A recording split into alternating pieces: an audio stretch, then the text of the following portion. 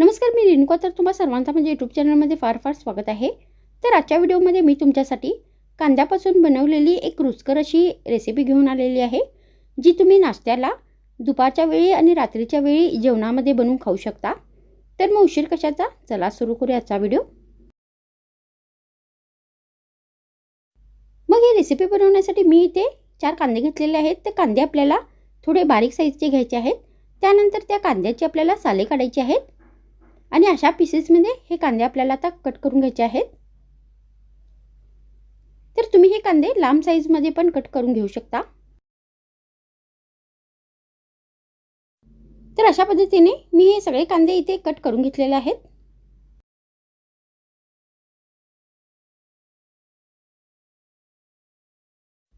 त्यानंतर आपल्याला गॅसवर एक भांडे ठेवायचे आहे आणि यामध्ये 2 चमचे तेल घालायचे आहे. त्यानंतर याच्यामध्ये आपल्याला 1 चमचा जिरे घालायचे आहे.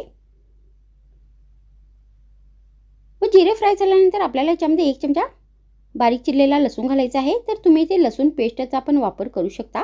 तर आता आपल्याला हे दोन्ही साहित्य व्यवस्थित फ्राय करून घ्यायचे आहेत.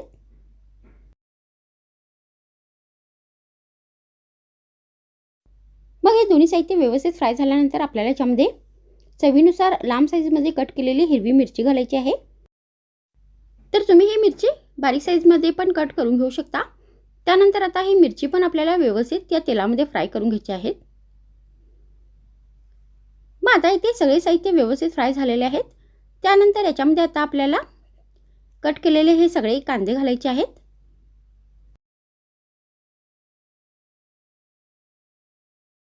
आणि हे कांदे पण आता व्यवस्थित आपल्याला तेलामध्ये परतून घ्यायचे आहेत.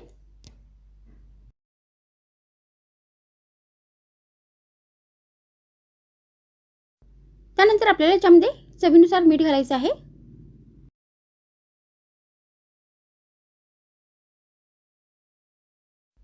आणि परत हे कांदे आता व्यवस्थित आपल्याला तेलामध्ये फ्राय करून घ्यायचे आहेत.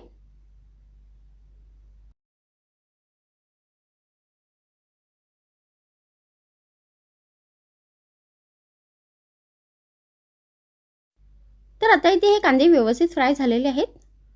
मग आपल्याला याच्यामध्ये बाकीचे साहित्य घालायचे आहेत. तर सर्वात आधी याच्यामध्ये अर्धा चमचा हळदीची पावडर घालायची आहे.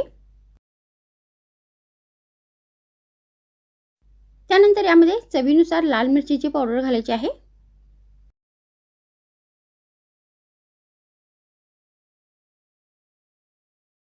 मग यामध्ये अर्धा चमचा गरम मसाला पावडर घालायची आहे.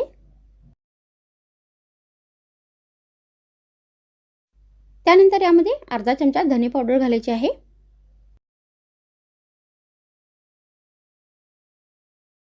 आणि परत हे सगळे साहित्य व्यवस्थित मिक्स करायचे आहेत. आणि पुन्हा हा कांदा आता 1 मिनिटापर्यंत व्यवस्थित आपल्याला फ्राय करून घ्यायचा आहे. त्यानंतर मी इथे 2 चमचे मलाई घेतलेली आहे, जी दुधावरची शाई असते. तर ही शाई मी घेतलेली आहे.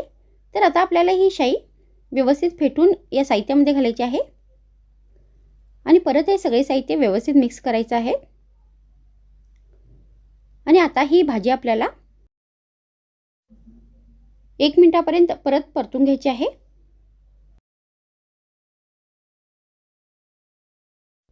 तर आता इथे ही कांद्याची रुचकर अशी भाजी बनवून तयार झालेली आहे. तर अशा पद्धतीने तुम्ही ही रुचकर भाजी बनवून गरमागरम नाश्त्याच्या वेळी, जेवणाच्या वेळी बनवू शकता. आणि भाकरी, चपाती, भाताबरोबर सर्व करू शकता. तर मग आजच्या व्हिडिओमध्ये इतकेच. पुन्हा भेटूया आणखीन एक नवीन व्हिडिओमध्ये. तर मग थँक्स फ्रेंड्स वॉचिंग माय व्हिडिओ.